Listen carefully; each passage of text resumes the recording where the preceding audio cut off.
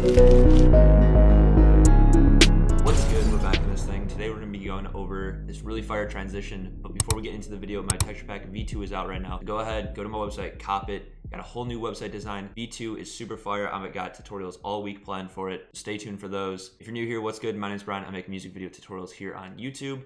If you're not already subscribed, go ahead and do that. I upload 3 times a week, and we're on the road to 100,000 subscribers by the end of the year. Also, be sure to tap in on Instagram. I'm going to be doing a giveaway probably on the V2 to a few random people and maybe like random discounts or whatever. And it's a good way to connect with me outside of YouTube. But yeah, let's get into the video, break down this effect because I'm super hyped for this. Also, one last thing, the website's going to be 10% off for everyone. All the products, everything on the website, 10% off for the rest of the week until Sunday. So if you're looking to snag something from there, go ahead and do that before and get yourself a little discount. But yeah, the transition we're going to be going over is a super simple transition. It's like a paper collage kind of flash. It's a good way to transition between 2 clips and kind of show a little texture, what's going on inside of the music video, and kind of just give a good feel to it. I'll play what I came up with, and then I'll show you how we got there. You can see it transitions between this clip right here, kind of snaps a photo of it, and then goes through and plays some clips from the music video and then transitions seamlessly into this clip right here. I'm gonna be going over how we can do all that, and it's all pretty simple. Just takes a little bit of time to set everything up, but once you get a hang of it, you can knock this transition out pretty easily. Like always, if you wanna follow along, I upload all my project files on Patreon, so if you want to, go ahead and check that out. But what we're gonna need is just a transition between 2 clips. We're gonna be doing this clip of Kobe with the green background, super fire, and then him just sitting in this chair. And what you need is just a handful of pictures or screenshots, and it's pretty easy to get screenshots if you don't have pictures already, but if you have pictures, I'd recommend using those. All you have to do is just find the spot where you want the picture to take place or you want the transition to start. Most of the time, it's the last frame in your first clip. For the transition here, that's what we're gonna do. But what you would do is you go down to this export frame, you can hold Control-Shift-E, or you can just click on this and export it. I always do it by number, so if you know the order of the frames that you want it to pop up, you just name it 1, 2, 3, 4, whatever. That way it's just easier to know the sequence of what's happening. If not, you can just name it kind of what the scene is and then name it on later on when you figure out the sequence you want. And then I would just recommend saving it as a PNG or a JPEG, doesn't really matter too much. Then I would also take a screenshot of the first frame that you want to transition into. So for us right here, I just have 2 screenshots. You can see the one is labeled 1, and then it's going to end on the 6th frame, so that one's labeled 6. And then I just went ahead and took some screenshots throughout the music video of just cool scenes that I thought looked good. So really whatever you think looks good. Like I said, if you have photos or if you just want to take screenshots from your video, you can do that as well. So basically, I'm going to be using 6 stills. You don't have to do exactly 6. You can do more, you can do less, whatever you're really feeling. But then I'm going to go into Photoshop and just drag in that first image that we had here. So the image of Kobe with the green in the background. And then from the Ultimate Texture Bundle V2, like I said, link in the description if you want to cop. Just came out today and it's 10% off until Sunday. I'm going to be using a paper texture for the first one. Honestly, any of these really work, and I'm just going to choose a random one, maybe something like paper texture 28. I thought it looked kind of cool. And then just scale it up. If you get the 4K option, you don't really have to worry about scaling up too much just because it's 4K. And you don't really lose that much quality by scaling up because they're really high quality. And then all you're going to need to do is turn that to screen, and then you pretty much already have that first frame already done. And then what I like to do is just take a group and name this frame 1 and drag those in there. So that way we can separate each picture that pops up into its own group. That way it's just a little bit more organized and it's easier to follow along. And then all you need to do is really just drag in your next frame that you want to use. For here, I think this is a really good frame. And then I'm going to open another paper texture. And if you've seen my videos before, I've done a tutorial on something similar to this, but I got some extra sauce today, some stuff that I've learned from just, doing the effect over and over again, some things that's going to save you time and some things to just make the image look a little bit more realistic. So then I would just go ahead and drag on any really black sheet, black rip you used. If you're familiar with the V1, these are the same style paper that were in the V1. And then I introduced these new paper that I'm really a fan of and I'm going to be using for this whole tutorial. All you need to do is really just find one that you think looks cool. For this tutorial, I just use these lines as like rips. So like this would pop up 1, 2, and then 3, if that makes sense. So it kind of looks like the paper is tearing in. I think for this one, Black Rip 21 looks pretty cool. Just drag that in and then scale it down. I'm going to bring the image above the layer of the rip we just put on, put a screen, right click on the top layer and go to create clipping mask. And what that's going to do is just make sure image only goes over that black sheet. And then you can scale in your image to fit the rip properly. Just make sure that you stay inside the boundaries. So if you go like up here, you can obviously see the paper cuts off there. And for us, that's not what we want. And that looks pretty good for me. And then I'm just going to shift click both of those and scale them both down and then move it somewhere where we want. Rotate it, kind of put it wherever you want. And then one thing I'm going to do is actually add some grain or some noise to each of these images. So if you see I'm selected on the image layer, go up here to filter, noise, add noise. And then I'm going to use uniform. I'm going to do monochromatic and then probably keep it under 10. I think for this, it looks pretty good right around there. Maybe a little bit lower for our case. 6.5 looks good. And then I'm also going to go ahead and do that first image. And then if you really want to add some little sauce and have some like color distortion kind of to it, make it look like it's printed on like some faded paper, you can click on your image, go up to here to image and go to adjustments, add a photo filter. And I like using the color and like a brown. I feel like that just gives a cool look. As you can see, the more I drag up, the more discolored it's going to look and more like vintage looking almost, I would say.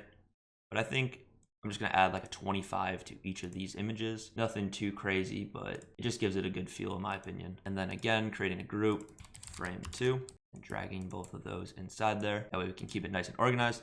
And if you want to incorporate some tape, I got some sauce on how to do that. So let's go ahead and just choose some tape that we want. I'm a big fan of how the masking looks. So with the pack, I created these corner ones that I really like, and then the full frame. I think they both look really good. And then I kind of just kept a consistent theme throughout all of the different products. We're gonna use like a mixture of all of them today. I'm just gonna drag on one of these L ones, scale it down a little bit just so it fits the scale of the image. You can drag that on. It's already looking pretty good. You can see it looks pretty good, but I noticed when you use masking tape or lighter tapes, you can always see the image below it, right? And I kind of found a little secret way to make it look a lot better without really putting too much extra effort in. So to do that, you're gonna want to go to the layer where you have the black rip or the paper layer, control click on this icon here, and that's going to make these marching ants around the icon. Then go up to your tape layer, click Control J or duplicate that layer basically, and then it's going to duplicate, as you can see here, just that part. So then while you're selected on that layer, the layer of the part that's just showing on the paper texture layer, so you can see this tape is only shown here, it's not the full image. Go control click on that icon and then select on that full tape layer, turn it on so we can see, and click delete. And if it gives you that error right here, could not complete request because it's not directly editable, just right click on the layer, go to rasterize layer, then click delete. And then you're gonna have two separate tape layers, right? So one's gonna be just the inside and one's gonna be the outside. Exactly what we want. You can go ahead and name these to make it easier to follow. It's like a tutorial, I'm not gonna do that right now, but all you need to do is you can play around with the blending modes. You can see something if you like the way one of these looks. I haven't really found anything in the blending modes that I was particularly like super happy about. What I would do is I would just turn down the opacity. I found anywhere from like 80 to 100 looks good depending on your image. You can see here, it kind of pops out and has that outline of the image. Here we're at 77, maybe make it a little bit less apparent. 82 looks good here. I think it just adds a little bit extra dimension. Obviously, when you're doing a transition like this and it's so fast, not really necessary to do these, but if you're doing it for just like a still image to post on Instagram or something else, or you just really want to be like really accurate and put a lot of effort into your video, you can do something like this. And then what I always do after that is I just right click both of them and then click merge layer. It's going to be just that one image, but it's going to have the opacity here. And then I'm going to drag that into the frame 2. And then once we're done with that step, if you don't really care about being destructive in Photoshop, I'm really bad at not being destructive in Photoshop. I just like, basically what that means is like, you can't really go back and edit it, but I'm pretty confident in all the things I'm doing right now. So I'm just going to merge these, all of these layers here. The first one I'm just going to name 1, because then when we import it into Premiere, it's going to be a lot easier. Then I'm going to do the same thing for this, merge the layers, name this 2, and then I'm going to name this one 2 tape. That way it's just easier to follow. And you can add tape to all these corners and all these things, but I just want to show you the general idea of the transition. So I'm not going to go and repeat all these steps over and over again. I'll just show you a few things that I did to make this transition look better in my opinion. So then we're going to drag in another image, kind of just map out where you want it to be generally. And then I'm going to go right back into the Ultimate Bundle and get the paper rips and folds and just find another one that I think looks good for the video. And let's do this black rip one. It just has 1 line through and I think looks nice. And maybe turn it this way. And we're gonna do that same thing. Go to the image layer, go to screen, and then right click and create clipping mask. And I'm just gonna scale it up. Right there works for me. And then again, go into filter, adding that noise, adding that photo filter as well. And then I'm gonna go ahead and merge those layers, name that 3, create that group, name it frame 3, and then we can go back into the tape and let's use a different tape this time. Let's use something like the blue masking. I like the color of this with the black background, and we can do, let's do one of these L's again. I just like the way these ones look. These are my favorite, I think. And then I just like always scaling it down roughly to the same size as the other tape. That way it just looks pretty natural.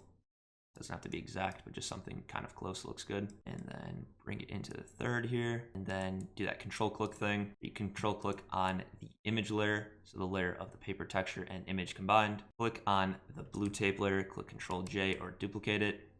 Then control click on that thing you just duplicated, so it's just the inside of the tape, and then delete the inside part of the tape. And then take that inside part. And if you want to keep the same number, just do the same number. I did 82 on the first one. And that way you can see the paper texture behind it. We'll do, for this one, let's do one more. I'm going to go ahead and merge these layers because we're done with that. We'll name that 3 tape.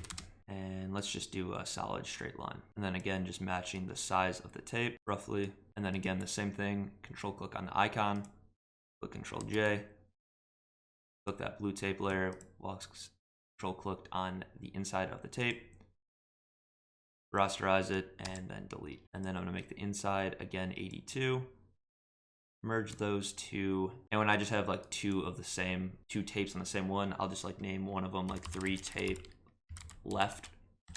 So you know it's the left hand side of the image, and then make sure to drag all those into that group. I actually didn't drag it into the group. That way it's just nice and organized. Then let's do that one last frame. I'm not going to do all the frames just for the sake of the tutorial because it is just repetitive, the process of it at least. I think you guys got the point. If you didn't really understand a point, just go back in the video, or if you have a question on how to do something that I did, maybe I didn't tell you the exact keybind or whatever, go ahead and comment it and I should get back to you pretty quickly. But let's do one last fold. I like the way I did it in the original transition, so let's use the same exact paper texture. I'm going to drag it above the whole entire thing, do screen so you don't see the edges, and kind of just split it into 4 different sections. And then go to filter, noise, add the noise, do the photo filter, okay, and then I'm gonna merge these layers. And then I'm just gonna turn off all of the groups besides the first one. And since the first one doesn't have any of those lines going through, we don't really need to split it into different sections. What we're gonna do is just turn on the frame 2. Now we can see we have these different lines going through. And the way I separate them to make it really easy, I just want to go ahead and use the pen tool and then just click. I click pretty often so it doesn't have like a super straight line. It's a little more jagged just so it looks more realistic. But I try to click on the white line as best as possible every single time. That way it just looks like it's ripping right there. And if you want to spend a lot of time doing it, you can. You're not really going to pick up on it. We're going to add some RSMB on later to just kind of sell the transition a little bit more even. So I would recommend just doing it pretty quickly. And then once you did it halfway through or whatever, you can click Control J, and now we have 1/2 of SysG Kobe here, and then we have that full one. So we're going to control click on the icon of the half version of him. So then we're just going to turn on just this half version of him right now, and then we're going to mask out this bottom part. Right click, make selection. I always make the feather radius 0 for these. Click Control J, and I'm actually going to control click on the icon of that little one we just cut out, and then on the half image of Kobe, click delete right where we were just at, and Now you can see, turn off that. This one is the top left. So I'm gonna go ahead and name this one to top left. This just makes it easier in Premiere. You don't really have to do it, but it definitely saves you a lot of time. Now we can see, if you look really closely, sometimes it has these outlines of image, and you could just leave it, but I always just take the eraser real quick, just on a hard edge eraser or whatever, so it's like the full circle or whatever at 100 opacity, and just erase it so you can't see it. That's a pretty quick fix to that. And I'm gonna name this one to bot left, and then I'm gonna turn those both off and control click, and then I'm gonna control click on that layer, the top left here, and delete it from the two. And then also control click on the bottom left hand layer and delete it. You could do that when it was at the half before, but I just do it right now. And then again, just doing that eraser thing so we don't see those lines. You don't have to be too precise, but it does help sell the effect a little bit more. And now we can see we have these two split up. Now we just need to split up these two right here. So again, just going to the pen tool, then masking out, make selection, Control J, go click on the icon of there, delete, and now we have two bot right, see, got that, and then we have two top right, and then one last time doing that eraser. And now when you import that into Premiere, they're all going to be different layers, and you can have them pop up in order, like 1, 2, 3, 4. And then since this one only has one line, I'm just going to do one line through. You can create your own if you really wanted to as well, just using the eraser tool and having like a white paper like layer behind it or something. I think there's plenty of options throughout the pack that you can just use the lines that are already there. And then mask out, make selection, click Control J, click Control on the little thumbnail here, click delete. Even though you can't see it, it still has that little outline. So I'm just gonna go ahead and remove it just to be safe. Then I'm just gonna name this one 3 bot left, and that one can just stay 3. And then one last one here, the last frame.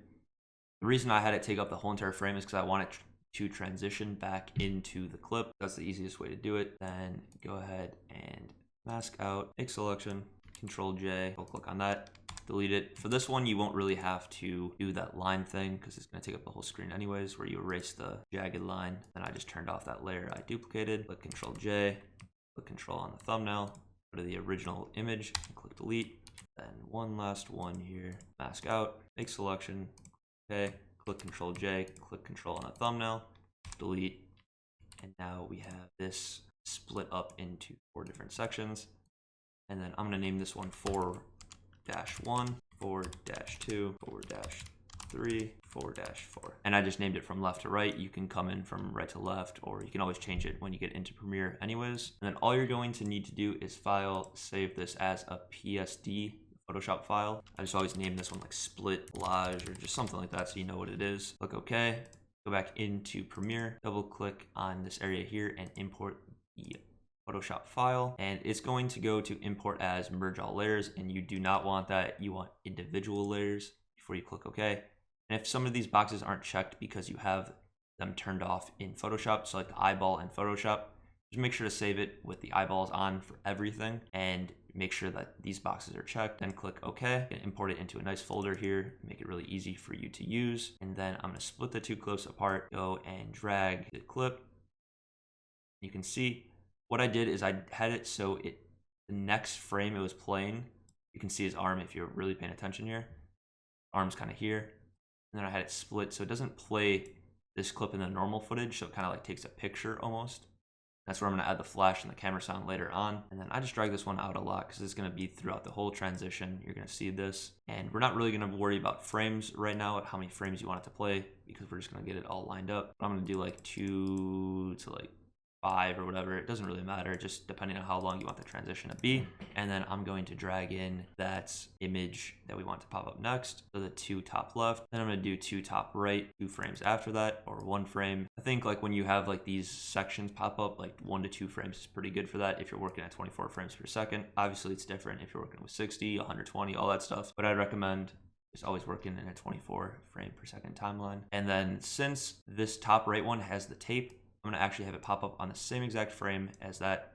You can see we go, it's going to pop up this background, then the top left, then the tape and the top right. And I'm going to go 1, 2, and then I'm going to do bottom left, 1, 2, bottom right. And then you got the full transition of that piece of paper. That's looking pretty good already. Normally in between ones that pop up, I like to give it a little bit more of a gap just so you can kind of like process what happened. Maybe instead of 2 frames here, we can go like 4. All personal preference, and whatever you're gonna use, whatever you'd like to see, just do, but that's what I'm gonna do. And I'm gonna have 4 frames pop up here. Also remember that the tape's here. I'm gonna do that. Both of the layers of the tape actually pop up on this part. So I'm gonna drag both of those up. And when you're working like this, you can drag up your timeline. And if you don't have any audio, just drag it down like that so you can see a little bit easier. Makes it a little bit easier to work in. We're gonna nest this later on so it's easier to see anyways. For right now, that looks good. And then let's go 2 frames ahead, drag on that bottom left part, and we'll go 1, 2, 3, 4 frames ahead. Then bring in that final split and do 2 frames of each of those. 1, 2, 2, 1, 2, 2, and I'm gonna drag on all of these layers and cut it down to right there. And now when we play it, you might have to render it out depending on your computer or whatever. But now when you play it, you should be able to see the transition. Just gonna render it real quick so it's a little smoother. And obviously this is a lot shorter than the one that I showed you in an example, but that is because I just didn't want to repeat the same process over and over again. You can do as many as you want or as little as you want like this. I still think this is a clean transition. It just took a little bit less time. And obviously the more you practice or whatever, the faster you're gonna get at all of these transitions. Also, yeah, if you guys have any cool ideas with a pack that I haven't done a tutorial on and you send me an effect that you did with it, I'd be more than happy to make a tutorial if you're interested. So send me ideas. But yeah, that's pretty much the basis of the transition. I'm just going to be showing you a few things to kind of sauce it up a little bit more. First off, I'm going to highlight all of these images here, actually the last clip that it transitions into. So I wanted to zoom in the whole entire time and then zoom into the next clip as well. So I'm going to highlight all the images and then the second clip, but not the first one. I mean, I guess you could, but I'm not going to. Right click, click nest, and I'm just gonna name this like zoom layer or something. And then I'm gonna go to the beginning, go to effects, and I'm gonna type in transform. You can just use the default scale if you want. I just want a little bit of motion blur. I'm gonna turn the shutter angle to 180, keyframe the scale, and then go. You can go all the way to the end of the clip or just like to right here or something and scale it in. Doesn't have to be anything too crazy, like be like 110. Let's see what that looks like. And honestly, that might even be a little bit much. It's just something to kind of sell the transition a little bit more. 105 might look a little bit better. That way it kind of looks like it's just moving throughout the whole thing. And then it hides this transition right here a little bit better too, in the paper and the actual clip. Now I'm gonna be showing you a few things that you can do with an adjustment layer to kind of level it up a little bit more even. You can right click in your project area, right click, make an adjustment layer, drag that above your clip here. And I'm gonna go 2 frames to the left, 1, 2. 4 frames to the right, 1, 2, 3, 4, and go to effects and drag on some brightness and contrast. And this just is going to be like a camera flash effect. I'm gonna bring the brightness all the way up to 100, maybe the contrast up to 50, right at the middle, right where it transitions. Keyframe both of those, go to the beginning, reset them both to 0, and then go to the end and reset them to 0 as well. Now you can see that you have that flash. I'm actually going to go ahead and hold the Alt on my keyboard and bring that up another layer here. You can see it is another layer. It's the exact same thing actually, but what I'm going to do is unkeyframe the brightness and contrast real quick, reset them both to 0, make this one end 2 frames after, so it's 2 frames to the right of the split and 2 frames to the left of the split. Keyframe it at the beginning, brightness up pretty much all the way, and then you can bring up the contrast, maybe not as much as last time, just so you can kind of still see it. And then I like to do this little box here to mask it out. And if you turn on the grids, you can go exactly halfway. Like this up to the left, the right. That way it kind of splits the clip in half. See, once I turn off that grid layer, you can turn off the feather, on the feather, whatever you really want. Basically what this is doing is just kind of simulating a shutter flash of a camera. I think it makes it look a little bit more realistic. It's just the little things that you add on that really like sell the effect. And then do the same thing where you keyframe the brightness and contrast at the beginning to 0 and the end to 0. But this time it only lasts for 2 frames. Now you can see it kind of splits the clip in half. And I really like that. And once you add a camera sound effect alongside with that, it's going to really sell the effect like that. And we can actually do that right now. I'm going to drag this camera flash that I always use on and kind of have the peak hit right where the max flash is. And then also this paper crumble sound effect. And choose a little section of this, drag that on right after the camera flash. and then cut it off right where it ends. I can't really hear too well because I have the speaker down below my desk actually right now, but when you're using this and whatever, just make sure the levels are good. I know this camera flash is pretty loud, so I'm gonna turn it down a little bit and we'll see what that sounds like. Hopefully that sounds pretty good. It sounds good for me right now, but it might be a little loud or whatever. Once you have a song playing, all that stuff, you're just gonna have to do that balancing yourself. But that's pretty much the effect. There's one last thing I want to add on that I think sells the effect and the motion of the paper popping up really good, and it kind of gives it like that feel that the paper's popping up and it's being like placed down. That's just to add some RSMB onto another adjustment layer. You can see I created it over here. And if you don't have RSMB, it's a plugin. It's called Real Smart Motion Blur. It just gives a little bit of blur on movement, just give it a little extra motion blur. If you don't have that, you can go ahead and render this out, bring it into After Effects and use CC Force Motion Blur. It's free and it's built into Adobe, but not into Premiere, just After Effects. If you want that, just render out this transition, bring it into After Effects, put it on, and it's pretty much the same thing. Not even gonna change any of the settings, and then I'm just gonna render this out and kind of show the difference. And I just realized if you have the adjustment layers of the contrast below the adjustment layer with the RSMB, it's actually not gonna show the flash for some reason. So just drag those two above that layer and it should fix that. So now we see we have this whole transition here. Looks really good. I would personally add a few more of these paper popping up effects, but you can see it has that motion blur like right before it sets down. It kind of just gives that like motion feel that you're setting down the paper. I think it's a little extra sauce that I haven't thought of in the past, but when I was making this pack and just kind of playing around with stuff. So when I saw that, and I just figured I'd tell you guys. But yeah, if you made it all the way to the end, I really do appreciate you. Like always, if you haven't already liked, comment, and subscribe, go ahead and do that. If you want to snag the Ultimate Texture Pack V2, that and the whole website's 10% off. I redesigned the whole website, spent a bunch of time on this. If you want to support the channel, it's the best way to do it. Follow me on Instagram, Discord, all the social medias. I'll have them linked below. But yeah, guys, that's pretty much it for this one.